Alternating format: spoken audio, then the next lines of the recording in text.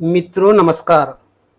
आपका हमारे YouTube channel सोच बदलो देश तुम्हारा है पर स्वागत है।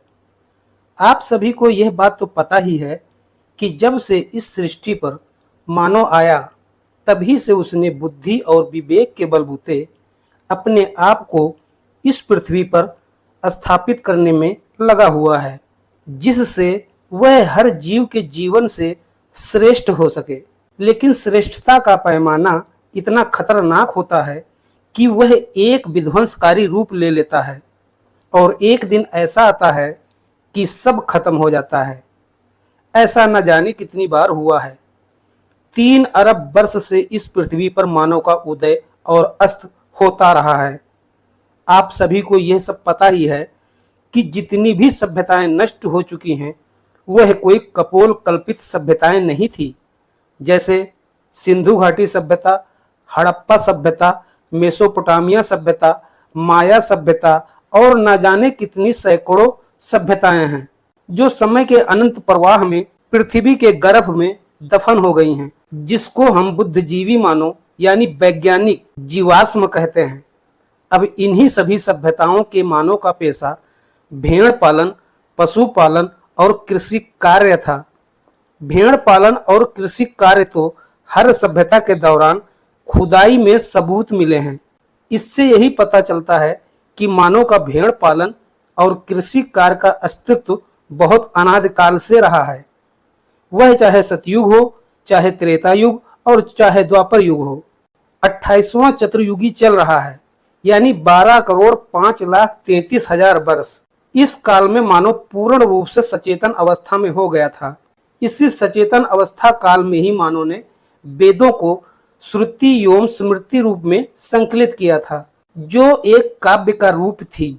और वेदों के काव्य रूप गायन का तरीका ध्रुपद राग होता था, जिसको आभीर भी कहा जाता है, क्योंकि उस समय मानव को ज्यादा कोई कार्य तो होता नहीं था, बल्कि एक ही कार्य, वह भी था भेड़ पालन।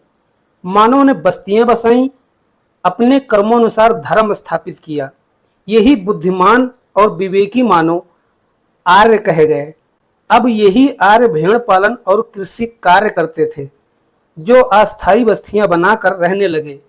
इन्हीं बस्तियों को गढ़ा कहा जाता था और इस गढ़ा या बस्तियों के मुखिया को गडरिया कहा जाता था।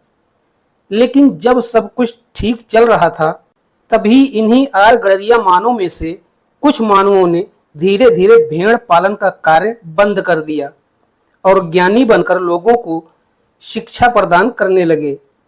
कुछ ने समाज की रक्षा करने का दायित्व संभाला, कुछ ने अपने अन्य व्यवसायों को चुना। लेकिन कहते हैं कि जब एक पौधे का रोपण करो तो वह कुछ सालों बाद वृक्ष बन जाता है और उस वृक्ष के फलों से अन्य वृक्ष तैयार होकर जंगल का रूप ले लेता है। लेकिन एक दिन ऐसा आता है कि पेड़ों के आपस में रगड़ खाने की वजह से जंगल में स्वतः आग लग जाती है और जंगल पूरी तरह से नष्ट हो जाता है। यही कारण था कि जो मानव ने भेड़ पालन कृषि कार्य का काम छोड़कर ज्ञानी रक्षक व्यवसायी बने थे, वही सब 4 वर्ण स्थापित कर खुद ब्राह्मण क्षत्रिय बन गए, बाकी वैश्य और शूद्र बन गए। लोगों ने अपने आप को ब्राह्मण, क्षत्रिय, वैश्य और शूद्र कहलाना शुरू कर दिया था। लेकिन यह क्या, इन लोगों की जनसंख्या में भी पीढ़ी दर पीढ़ी बढ़ोतरी होती रही। इन्हीं सभी में श्रेष्ठता और ऊंच नीच की भावना इतनी आ गई थी कि इन्होंने ब्राह्मण क्षत्रियों के साथ साथ वंश या गोत्र का फंडा अपनाया कि हम इस वंश से हैं और हम इस गोत्र से हैं। कोई सूर्यवंशी, कोई चंद्रवंशी, कोई ऋषि वंशी बना। अब इन्हीं वंशों के बाद अपने बाप दादाओं के नाम पर कुरुवंशी, पुरुवंशी, यदुवंशी रखा। लेकिन गडरिया कहलवाना पसंद नहीं आया। इन्हीं सब वंशों के राजाओं ने पूरी पृथ्वी को अपनी जागीर समझने लगे थे और छल बल द्वारा भूमि को अधिग्रहित करने में लगे थे। यह समय द्वापर युग का समय था। लेकिन इस समय के अवधि में एक वृषण वंश था और एक सोमक वंश था, जो गडरिया वंश को अपना कुल और गोत्र मानते थे। वृषण वंश के राजा वसुदेव थे और सोमक वंश के राजा पृषत थे। राजा वसुदेव को तो आप सभी जानते हैं कि वह श्री कृष्ण जी के पिता थे, इसलिए हम सोमक वंश के राजा पृषक की बात करेंगे। आर्यों के एक गणराज का नाम था काम्पली। इस काम्पली गणराज को पांचाल देश भी कहा जाता था। इसी काम्पल गणराज में एक गडरिया का शासन था। इस गडरिया शासक का नाम पृषत था। पृषत नाम इसलिए पड़ा क्योंकि नई नस्ल की एक चित्तीदार भेड़ या मिर्ग जैसे दिखने वाला जीव पाला करते थे, इसलिए उन्हें पृषत कहा जाता था। क्योंकि कुरुवंशी, पुरुवंशी और यदुवंशियों ने भेड़े पालना बंद कर दिए थे। केवल काम्पल गणराज ही था जो नई नस्ल की भेड़े पाला करते थे। अब इसी पृषत के पुत्र होता है जिसका नाम द्रुपद होता है। द्रुपद आभीर बहुत अच्छा गाते थे। आभीर का मतलब दोस्तों राग होता है। द्रुपद का एक नाम यज्ञसेन भी होता है। अब द्रुपद का नाम द्रुपद कैसे पड़ा और इन्हें यज्ञसेन क्यों कहा जाता है, तो चलो हम इस पर बात करते हैं। राजा द्रुपद भी अपने पिता की ही भांति अपने गडरिया संस्कारों से जुड़े रहे और वह भी आभीर गाया करते थे, यानी राग गाया करते थे, क्योंकि आभीर को राग ही बोलते हैं और इसी आभीर को ध्रुपद राग भी कहते हैं। सर्दियों में आग जलाकर उसके चारों तरफ नाच नाच के, दौड़ दौड़ के ऊंची आवाज में ध्रुपद राग गाया जाता था, इसलिए इनको ध्रुपद या आभीर कहा जाने लगा, जो बाद में ध्रुपद से द्रुपद हो गया। और जो होली के जैसा आग जलाते थे उसे यज्ञ भी कहा जाता था और आग नुमा यज्ञ के नाम से उनका नाम यज्ञसेन भी पड़ा। ध्रुपद राग को ही आजकल धमार, धमाल या धमारी कहते हैं, जो होली जलाने के समय गाया जाता है। आज भी आपको पता होगा कि होली के रंग को आभीर कहते हैं और गाए जाने वाले गीत को धमारी, धमार या धमाल कहते हैं। ये शब्द ध्रुपद शब्द की ही उत्पत्ति है। एक बार ऐसा क्या होता है कि जब द्रुपद होली जलाकर यानी आग जलाकर आभीर या ध्रुपद राग गा रहे थे, तभी ध्रुपद की पत्नी ने 2 जुड़वा बच्चों को जन्म दिया, एक लड़का और एक लड़की को।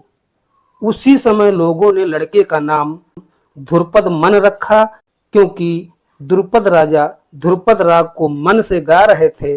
बाद में यही ध्रुपद मन से धृष्टधुमन नाम पड़ा और लड़की का ध्रुपद से ध्रुपदी नाम रखा, जो बाद में द्रौपदी के नाम से विख्यात हुई। कहानी यह गढ़ली दोगलों ने कि द्रौपदी और धृष्टधुमन यज्ञ से पैदा हुए हैं, कहीं आग से मानव पैदा होते हैं। अब आप सभी यह बताइए कि इतिहास को कितना तोड़ा मरोड़ा गया है। गडरिया शब्द से इतनी नफरत क्यों, जबकि इन्हीं गडरियों के अंश से तुम सब हो, वह चाहे सनातन धर्म का हो, चाहे ईसाई धर्म का हो, चाहे मुस्लिम धर्म का या फिर पारसी या यहूदी धर्म का, सब के सब गडरियों के अंश से ही हैं। जो दोगले मानव हैं उनकी हठ धर्मिता तो देखिए कि कैसे द्रोणाचार्य ने द्रुपद का आधा राज जबरदस्ती ले लिया था। कहते हैं कि जब द्रोणाचार्य और द्रुपद बचपन में एक ही गुरुकुल में शिक्षा प्राप्त कर रहे थे तो दोनों में मित्रता थी। द्रुपद तो एक राजा के पुत्र थे और द्रोणाचार्य एक द्रोण यानी कटोरे जैसे बर्तन से पैदा हुआ था, यानी माँ बाप का कहीं पता ही नहीं था। तो क्या होता है, जब द्रुपद और द्रोणाचार्य में मित्रता थी तो मजाक मजाक में राजा द्रुपद ने कहा था कि द्रोण, तुम चिंता न करो, जब मैं राजा बनूंगा तो मैं आधा राज्य तुम्हें दे दूंगा। इसी बात को लेकर द्रोण ने कौरव पांडवों को साथ लेकर द्रुपद से युद्ध किया था और आधा राज्य छीन लिया था। यही हाल द्रोण ने एकलव्य के साथ किया था, उसका अंगूठा तक दान में मांग लिया था। क्या यही ब्राह्मण के गुण हैं? और तो और अब कृपाचार्य को ही ले लीजिए, उसकी भी पैदाइश किसी गौतम ऋषि की कृपा से हुआ था। कृपाचार्य की एक बहन थी कृपी। इसी कृपाचार्य की बहन कृपी की शादी द्रोणाचार्य से होती है, जिसे अश्वत्थामा पैदा होता है। अब बताइए कि द्रोणाचार्य और कृपाचार्य दोनों अपने आप को ब्राह्मण कहते थे और दोनों के जन्म बड़े अजीब ढंग से हुए हैं, जो सोचने वाली बात है। यह तो हुई ब्राह्मण वाली बात। अब बात क्षत्रिय वंश के कौरवों और पांडवों की करते हैं। दुर्योधन की मां गंधारी ने कैसे 100 घड़ों के द्वारा 100 पुत्रों को जन्म दिया। बताओ, अगर घड़े में से मानव पैदा होने लगे तो पुरुष नारी की कौन जरूरत। उधर कर्ण को भी सूर्य की औलाद बता रहे हैं, जो दुर्योधन का साथी था। इन सब बातों से यही साबित होता है कि ये लोग श्रेष्ठकर या पूजनीय बने रहने के चक्कर में झूठ पर झूठ, कपोल कल्पित बातें कर करके समाज के मानवों को बेवकूफ बनाना ही काम था। बस वह गडरिया न कहे जाएं, बाकी इनकी उत्पत्ति कहीं से करा दो। गडरिया से इतनी नफरत, इतनी जलन क्यों? इसका मुख्य कारण रहा है वेद। क्योंकि वेद गडरियों ने लिखे, सनातन धर्म गडरियों ने चलाया। ओम और स्वास्तिक का सिंबल गडरियों की देन है। नमस्कार करना गडरियों की देन है। संस्कृत भाषा गडरियों की है। इन सभी वीडियो का लिंक इसी वीडियो की डिस्क्रिप्शन बॉक्स में डाल दिया हूं, जाकर देख लीजिएगा। हाँ, तो बात यह है कि सभी के सभी हिंदू धर्म का आधार गडरिया ही है। यहाँ तक कि भगवान शिव भी एक गडरिया हैं, जिसकी पूजा हमारा समाज करता है। अब बताओ, जब सब कुछ गडरियों का है तो वहां पर इन दोगलों को झूठ तो बोलना ही पड़ेगा कि हम आग, सूर्य, पानी, मंत्र से पैदा हुए हैं। अब इसी क्षत्रिय बने दुर्योधन को ले लें। उसने श्री कृष्ण जी को अपनी भरी सभा में गडरिया कहकर हंसी उड़ाई थी और इसी दुर्योधन, द्रोणाचार्य और कृपाचार्य के सम्मुख ही भरे दरबार में गडरिया पुत्री द्रौपदी का वस्त्र हरण करके नग्न किया था। अकेले एक गडरिया पुत्री द्रौपदी क्या कर सकती थी? बाद में इसी गडरिया पुत्री द्रौपदी ने वचन लिया था कि इन दोगलों को मिटा के रहूंगी, और उसने जीवन भर केस नहीं बांधे थे। द्रौपदी ने अपने सखा, जो वृषण वंशीय गडरिया श्री कृष्ण थे, उनसे मिलकर महायुद्ध का व्यूह रच डाला। इस युद्ध में द्रौपदी के भाई धृष्टद्युम्न ने द्रोणाचार्य का सिर काट लिया था और उसके बाद इस महायुद्ध के आखिर में अश्वत्थामा को मारने के लिए ब्रह्मास्त्र का प्रयोग किया था, जिसे आजकल हम परमाणु बम कह सकते हैं। पूरे के पूरे अधर्मी नष्ट हो गए थे। उस समय का विस्फोट इतना भयानक था कि मानो कि ज्यादातर सभी सभ्यताएं नष्ट हो गई थी। उन्हीं सभ्यताओं को हम सिंधु घाटी की सभ्यता, हड़प्पा सभ्यता, मेसोपोटामिया सभ्यता और माया सभ्यता कहते हैं, जो मनुष्य की उच्च आकांक्षाओं के चलते या अपने आप को श्रेष्ठ दिखाने के चक्कर में इस पृथ्वी का 60 से 70% मानव नष्ट हो चुका था। बचे कुचे मानव ने फिर से गडरिया स्वाभिमान को जीवित रखा। लेकिन अब फिर देखो, आर्य गडरिया मानवों को बांटने के लिए एक नया धर्म विकसित कर दिया और कहा कि गडरिया बौद्ध धर्मी हैं। कितना झूठ, कितना झूठ। अरे बौद्ध धर्म तो एक काल्पनिक धर्म है। इन्हीं दोगलों ने जैन धर्म से सब कुछ, मूर्ति से लेकर शास्त्र ग्रंथ तक चुरा चुरा कर, मन घड़ंत लिख लिख कर बौद्ध धर्म तैयार कर दिया और समय समय पर दुष्प्रचारित करते हैं कि गडरिया बौद्ध धर्मी हैं, जो कि सरासर गलत और झूठ है। गडरिया केवल सनातनी है और सनातनी रहेगा। लेकिन इस सनातन धर्म के अंदर घुसपैठियों और दोगलों को बताना होगा कि इतिहास पढ़ लो। हमारे धर्म ग्रंथ जो मूल रूप से हैं, उनके साथ छेड़खानी मत करो, नहीं तो अंजाम बहुत भयानक होता है, जिसका उदाहरण मैं महाभारत युद्ध का दे चुका हूँ। इसीलिए सोच बदलो, देश तुम्हारा है, इसी में सबका भला है। वीडियो कैसी लगी?